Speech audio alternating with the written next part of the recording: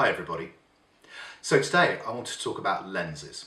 I've just been through a lens upgrade to my super telephoto lens that I primarily use for wildlife photography, and I just want to talk a little bit about what that journey's been like and what it's been like adapting to a new lens, and also to just make some general points about the ergonomics of lenses.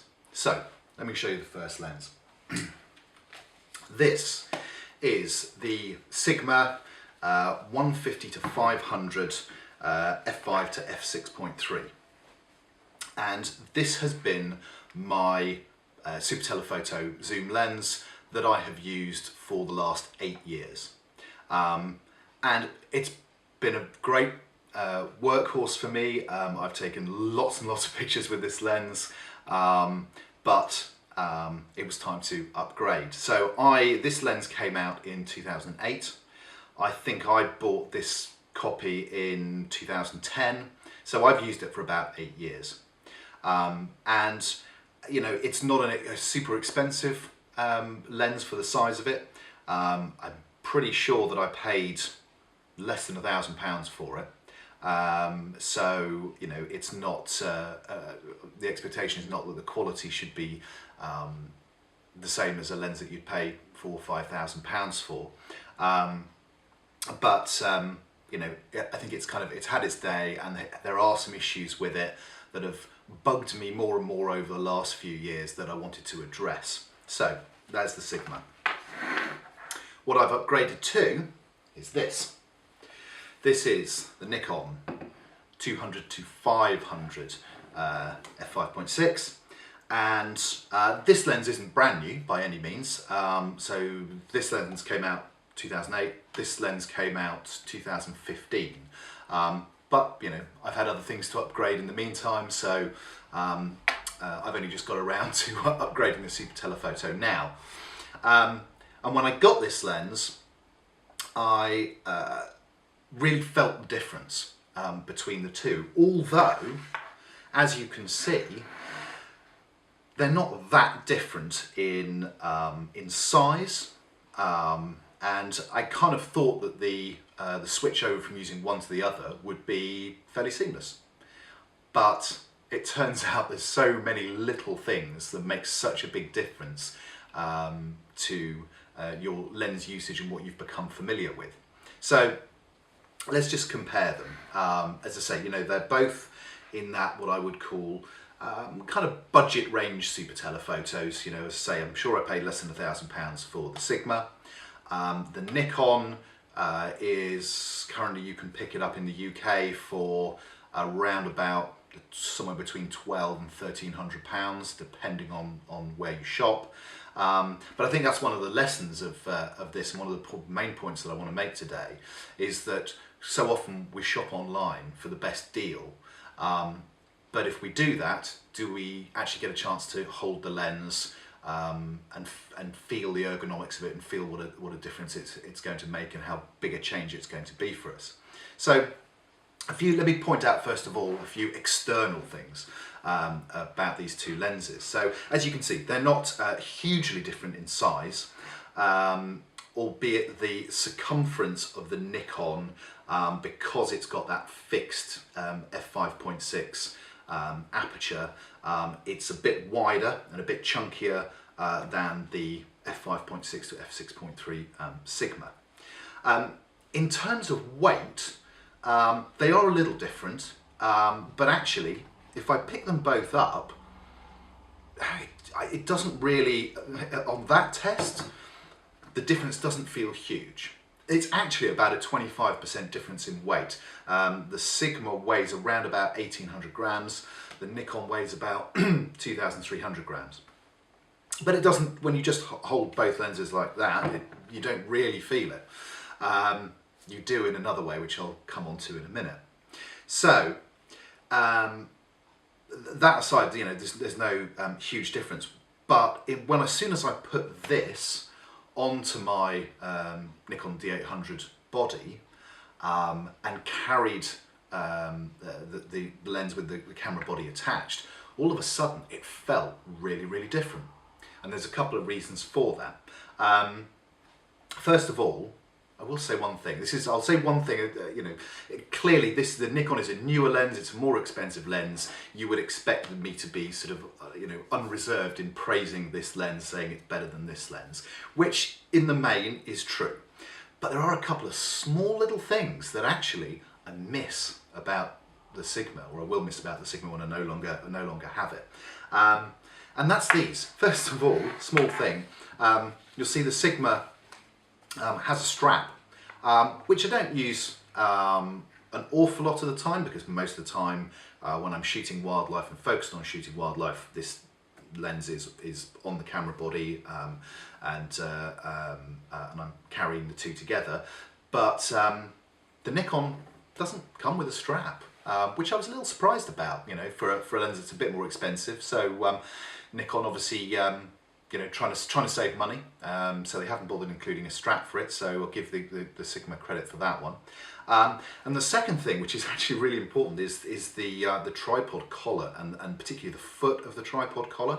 So I don't know if you can see here, but the Nikon has a completely smooth, flat tripod foot, whereas the Sigma has a ridged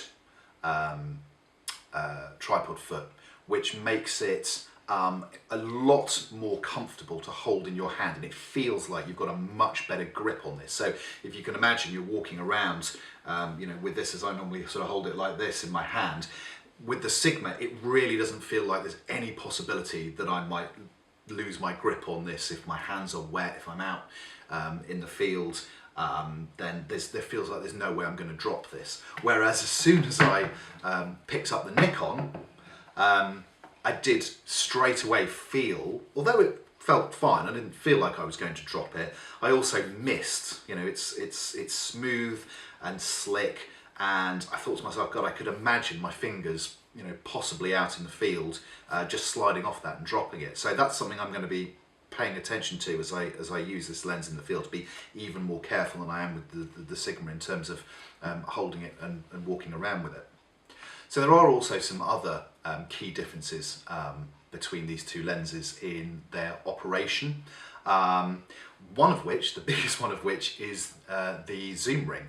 So on the Nikon, the zoom is the opposite direction to the Sigma. And you know, that's something that obviously I have other Nikon lenses, so I'm used to that. So that shouldn't be something that takes me a long time to get my head around. But you know, as photographers, when we're in the moment, muscle memory kind of takes over. So I definitely don't want to be missing, you know, a split second of a shot by trying to twist the zoom ring the wrong way, because I'm used to using the zoom ring twisting one way with the Sigma, and it's the opposite way with the Nikon. So that's an important difference between these two lenses that you only realise when you actually come to use it. And the second thing was that, just going back to this issue of weight, that the Nikon, when it's on the body and when you're holding it not by the actual lens barrel itself, but by the foot with the camera body on, the construction of this lens and the circumference of this lens and the way that the glass elements are arranged inside the lens mean that the weight sort of transfer, or the weight feel, is very different.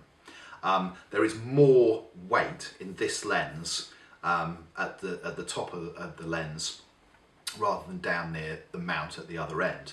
So what I found was that as I was holding it to my hand, it felt as though the end of the lens was kind of pulling down, whereas this is an extremely easy lens to walk around with, and I've got used to it over 8 years of use, but it's very, very lightweight to walk around with.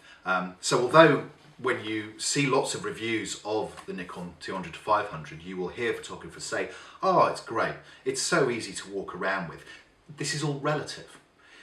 This is easy to walk around with compared to a 500mm prime or a 600 prime, which weighs twice what this does. But if you're upgrading from something like the Sigma 150-500 you will feel a difference with this. And you know, your arms will probably ache for the first few times that you go out, as your arms get used to just dealing with a camera that has its weight in a slightly different way. So for me, that was quite a noticeable difference. But of course, the thing that you really want to know is, how do these lenses actually perform? And I'm pleased to be able to say, having made the upgrade, that in terms of the actual performance of the Nikon 200-500, I'm very glad that I made the upgrade that I did, because there are really three key areas that, for me, the Nikon clearly does outperform the much older Sigma. The first of those is in image sharpness, you know, which is critical. That's what we want in all our photographs. And straight away, I went out and I did some test shots, and straight away I could see the difference particularly at 500mm between the Nikon and the Sigma. The Sigma's, you know, is actually okay. The sharpness is pretty good up to, I would say, in the 150 to 400mm range. For the lens of this price, this lens has always been good, but it has always had some issues at 500mm, which this lens handles much better. So as a wildlife photographer, especially in the UK, where most of our wildlife is smaller and further away, when you're using a 500mm lens, or zoom lens, you're usually at that far distance. So that's really important to me, and I'm really glad that it solves that problem. The second is focusing speed. The Nikon is noticeably quicker, really in all conditions, both in good light and in low light, than the Sigma. The Sigma's not terrible, but in low light it can hunt a bit. This really didn't hunt at all. Having said that, again, this is more relative. It outperforms this lens fine. The focusing of the Nikon 200-500 is not as quick as the focusing of a prime. It's not as quick as the focusing of something like the Nikon 70-200 f2.8, which is fairly instantaneous. It's a kind of middle ground. This can be a little bit slow. This is faster, and I'd say it's about a sort of halfway point between the focusing of this against a 70-200 f2.8. So there's definitely an improvement there, albeit not. I wouldn't say this is an ultimate performance lens in terms of focusing. Possibly the biggest difference, though, and this is coming down to my biggest bugbear about this lens, the Sigma lens, was the actual, not the autofocus performance, but the focus accuracy, particularly at 500mm. My biggest bugbear about the Sigma is its habit of back focusing. Quite often I've come home so many times, looked at it's looked okay on the LCD screen, and you look at it on the computer and you go, oh god, it's actually focused about 3 feet behind the subject, and it's just that subject is not quite tack sharp. So that's something that's ruined enough shots for me that I decided that, you know, the Sigma had to go. And so far so good with the Nikon. Its focus accuracy is absolutely spot on the money, and I've had no problems with that at all. So those are just some quick thoughts about these two lenses. This wasn't meant to be a full review of either of them. It's not really meant to be a direct comparison to them. It's more just making the point that when you upgrade lenses, whether it's a wide-angle lens or particularly with telephoto lenses, there's a lot to think about. There's a lot to think about in terms of ergonomics. There's a lot to think about in terms of how it works, how it feels, and also what the performance of that lens is in terms of the actual images you get. And all three of those things you need to think about and you need to consider, and if you can, do some real world testing. Get hold of a copy of the lens you're thinking of upgrading to, and get it out there and give it a road test so that you know what's going to happen. You know, and then you can go to the online retailer and buy it for the best price. But you know, just make sure you've covered that stuff off. So I hope that's useful, and I'll see you next time.